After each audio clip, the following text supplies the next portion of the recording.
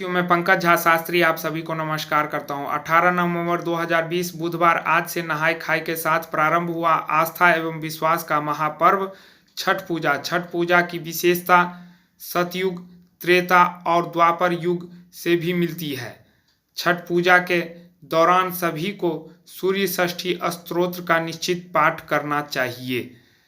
इस पूजा के दौरान व्रती बिना अन्न जल ग्रहण किए ही बहुत ही नियम निष्ठा के साथ व्रत करती है।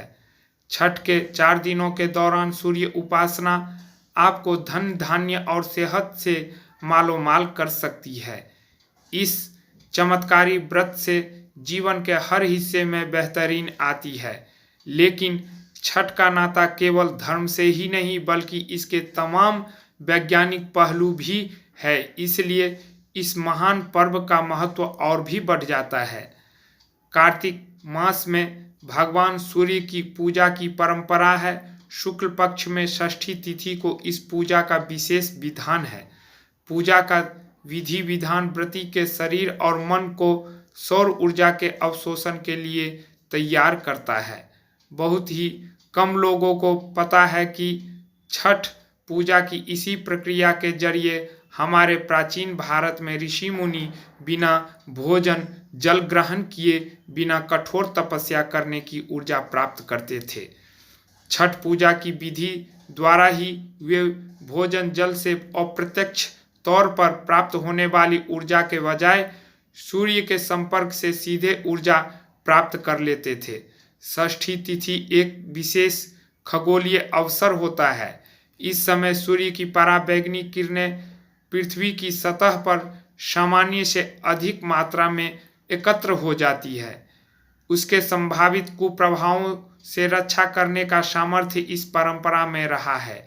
उगते सूर्य को अर्घ्य देने के दौरान इसकी रोशनी के प्रभाव में आने से कोई चर्म रोग नहीं होता और इंसान निरोगी रहता है।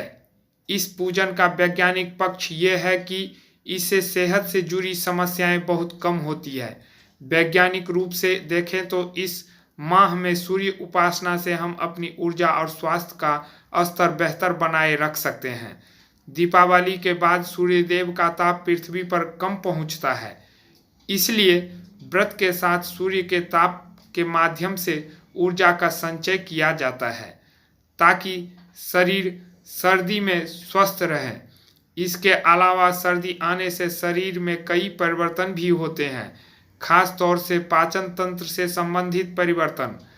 छठ पर्व का उपवास पाचन तंत्र के लिए लाभदायक होता है। इससे शरीर की आरोग्य क्षमता में वृद्धि होती है। छठ में दिए जाने वाले अर्घ्य का भी विशेष महत्व है। सुबह, दोपहर और शाम 3 समय सूर्यदेव विशेष रूप से प्रभावी होते हैं। सुबह के वक्त सूर्य की आराधना से सेहत बेहतर होती है। इस बार दिनांक 19 गुरुवार को खरना संध्या 5:19 के उपरांत होगा। दिनांक 20 शुक्रवार को सूर्यास्त संध्या 5:19 में होगा। संध्याकालीन अर्घ्य देने का समय 5:05 से प्रारंभ होगा। दिनांक 21 शनिवार को प्रातःकालीन अर्घ्य होगा। इस दिन सूर्योदय प्रातः 6:42 में होगा। भगवान भास्कर को अर्घ्य देने का समय प्रातः 6:42 से प्रारंभ होगा।